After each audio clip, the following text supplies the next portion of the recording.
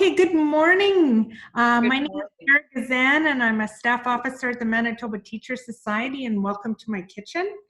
I'm really excited to be talking to Jennifer Abrams today. She's a prolific author and a communication specialist focusing on how to have hard conversations. And we've used a lot of her work at MTS to develop our own having hard conversations workshops. And also we've had Jennifer in Winnipeg, but because of the COVID, we're visiting online today. Good morning, Jennifer. Good morning, Sarah. Nice to see you. Nice to see you too. I love your glasses. Thank you. I'm getting very into the only thing that I can do to accessorize.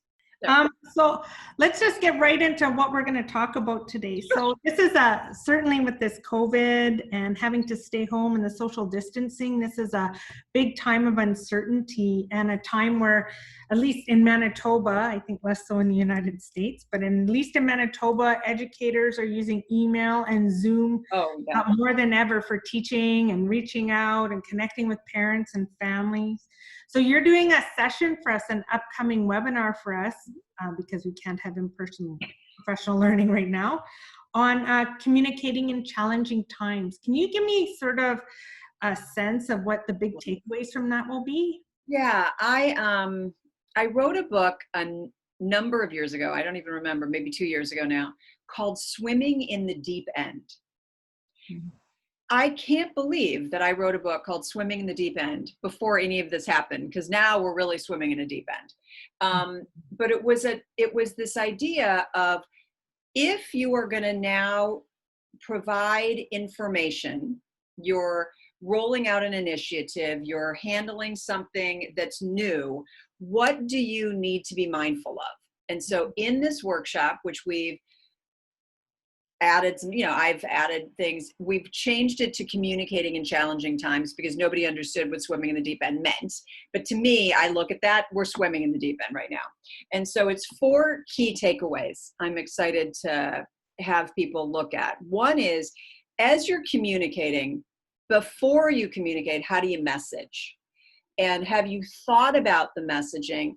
Or are you in such a sense of urgency that you haven't kind of gotten all of those key ideas down? How are you framing things so that you're not causing more hysteria? And we take a look at key things that I think people really would want to know.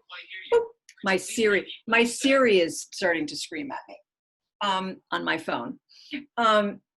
The idea of messaging, the idea of how do you focus on not doing sort of either or thinking, but being more open to how people might be feeling and the both andness of things.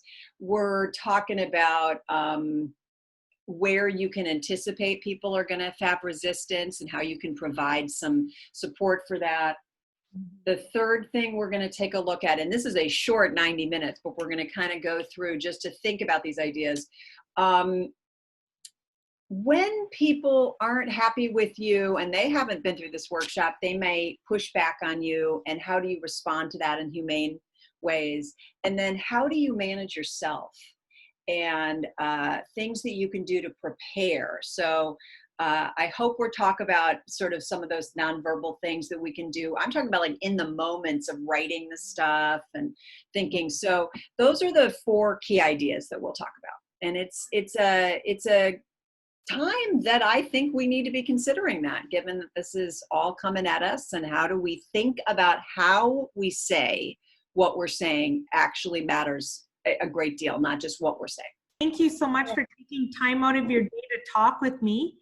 And I want to highlight your workshop. So on June 13th, please sign up at MTS through Unionware for communicating in challenging times. It runs from 10:30 to 12 p.m. on Saturday, June 13th again. It'll be opened up in Unionware. And if you're interested in having hard conversations with parents, that's going to be happening on June 15th, again through Unionware from 3:30 to 5. And I know we're going to learn so much from our webinars with Jennifer. So thank you. Thank you for being with me today. This has been such an interesting conversation, and I look forward to your webinars. Oh, thank you, Sarah. See you soon.